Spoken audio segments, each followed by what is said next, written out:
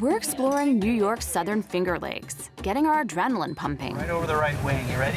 Yeah. So look to your right. Whoa! Loving it on this track, I can tell you that. I didn't realize how much I like to drive fast. And hands-on with art and history on Travels with Darley.